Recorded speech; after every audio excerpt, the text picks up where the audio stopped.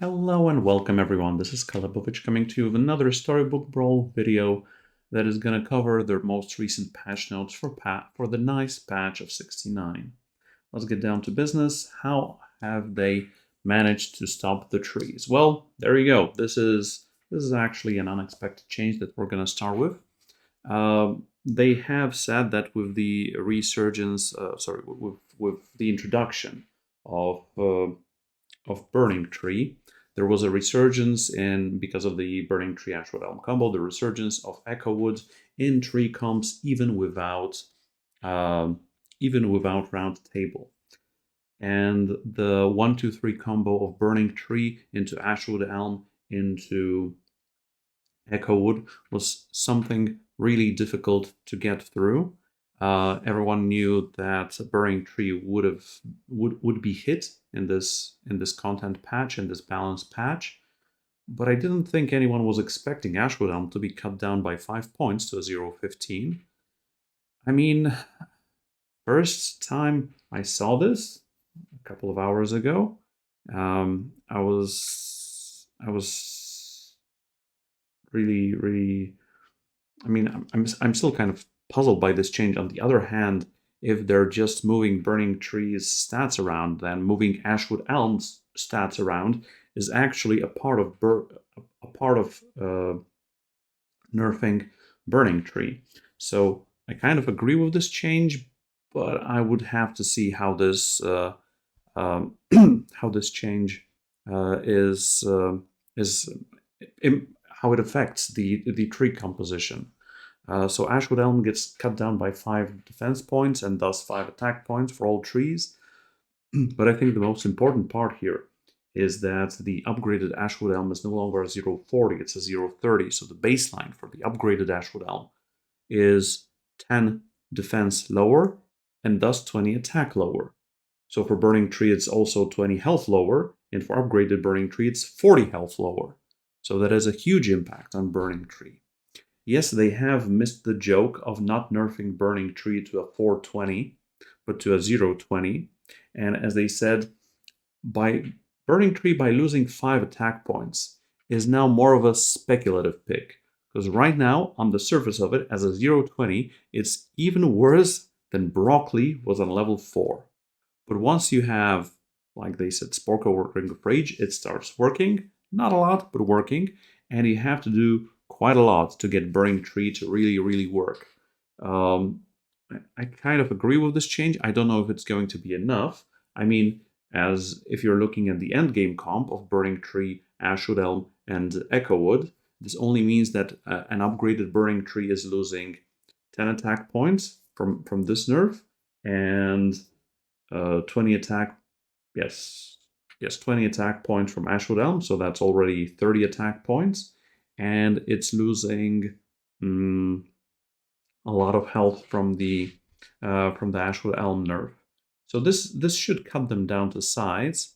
Maybe they will not become as dominant, but still, if you're going into trees and then you're picking up Soltec Ancient, then you're kind of resilient to, or at least 2/3 resilient to Lightning Dragon combos with Slay. So there is still something there. There is still hope.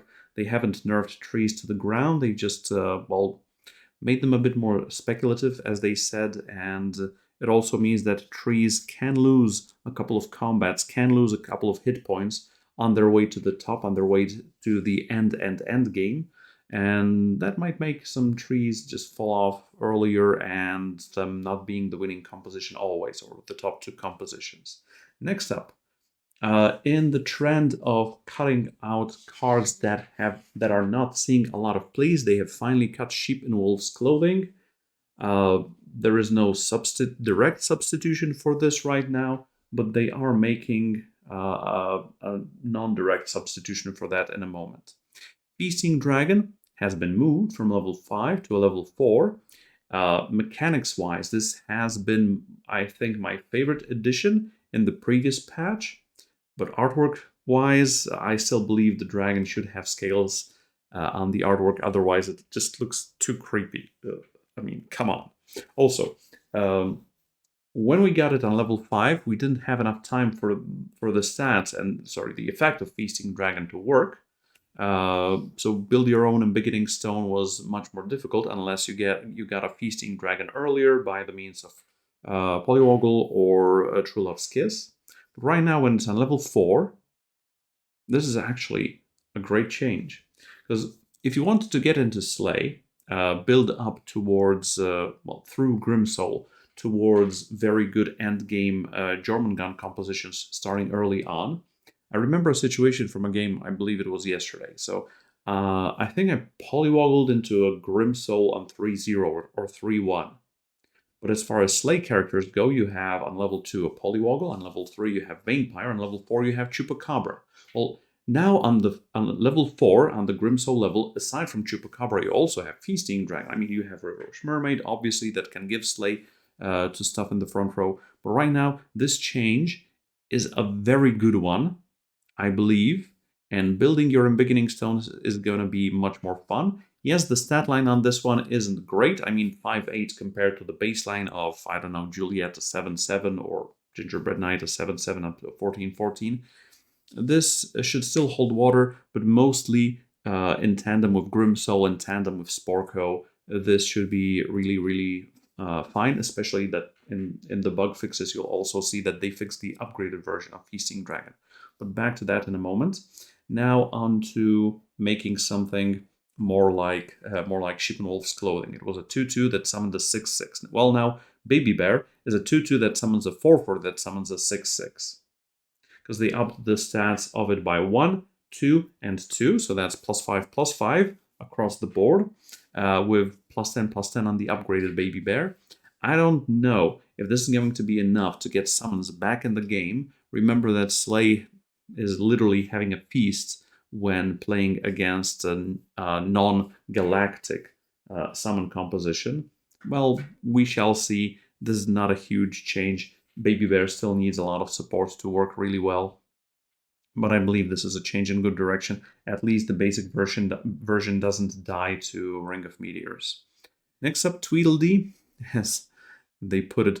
Went from best level 4 character to middling level 5 character, leaving some room for a little stat buff. And I agree. I have played Tweedledee a couple of times in the recent patch, especially that dwarves are not a dominant species. Well, this is a decent change. Hi-ho, finally, from 4 cost to 3 cost. It's not going to help dwarves that much. Let's move on.